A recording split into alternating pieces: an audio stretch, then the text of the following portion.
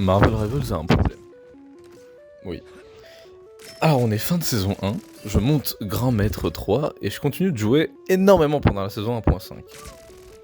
Après avoir frôlé le rang de Célestial, je peux le dire, Marvel Rebels a effectivement merdé. Oui, parfois écouter la communauté n'est vraiment pas une bonne idée. Mais laisse-moi t'expliquer pourquoi. Normalement, comme dans la plupart des jeux, à chaque fin de saison, on a un reset des rangs. Ce qui veut dire que soit tous les rangs reviennent à zéro, on redescend tous en bronze, soit un ajustement des rangs qui fait perdre, comme Marvel Rivals A, qui fait perdre quelques rangs à la personne, en l'occurrence 6. Donc si t'étais diamant 1, tu retournerais, je crois, gold. Au début, quand j'ai vu que j'ai gardé mon rang grand maître que je venais d'avoir, j'étais refait de ouf. J'étais vraiment content parce que ça me permettait de toujours farm. Mais au bout de la deuxième semaine, le jeu est devenu juste injouable. Pourquoi?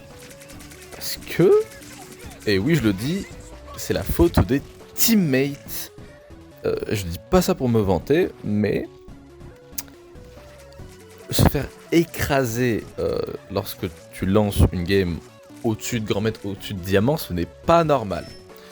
Et une des causes de tout ça, créée par le manque de reset, est que quand tu joues au jeu, tu gagnes plus que tu ne perds. Ce qui crée donc, sans le reset, des personnes avec des win rates inférieurs à 50% qui arrivent à monter au-dessus de platine, au-dessus de diamant et au-dessus de grand maître. Le jeu donc reward le temps de jeu et les personnes qui mettent beaucoup d'heures au lieu des personnes skilled. Ce qui fait que à partir de diamant / grand maître, chaque putain de game, c'est un coin flip. T'as une chance sur deux de tomber sur un mec avec 42% de win rate qui one trick Spider-Man et qui a 18 lost streak mais qui a 475 games et 175 games gagnés, donc il est quand même grand maître. Soit de tomber avec un mec qui smurf et qui a 80% de win rate et qui va exploser la team adverse. C'est juste injouable. Personnellement, je suis monté donc grand maître avec à peu près 60% de win rate. J'étais à peu près entre 63 et 66. À cause de ce que je vous raconte, je suis tombé à 58% et 56%, alors que j'ai perdu beaucoup de games. Donc, je trouve personnellement que quelqu'un avec moins de 50% de win rate ne devrait même pas être accepté, ne devrait pas pouvoir passer l'étape de platine / diamant. Dans tous les autres jeux vidéo, il y a tout le temps un plafond vers platine.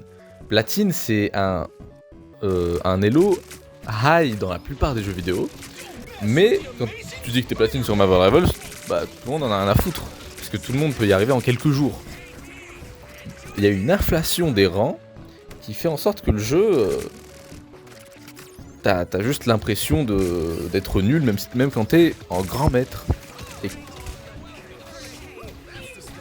Et sincèrement, à toutes les personnes qui pensent être fortes, car ils sont grands maîtres avec un win rate en dessous de 50%, vous n'êtes pas fort. Vous avez juste énormément d'heures dans le jeu et rien à faire de dessus, sincèrement.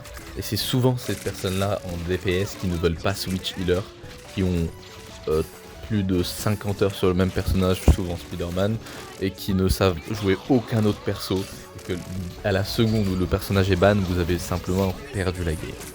Donc oui, Marvel Rivals a fait une erreur, et que parfois écouter la communauté n'est pas une bonne idée. En tout cas, merci de m'avoir écouté, Yap.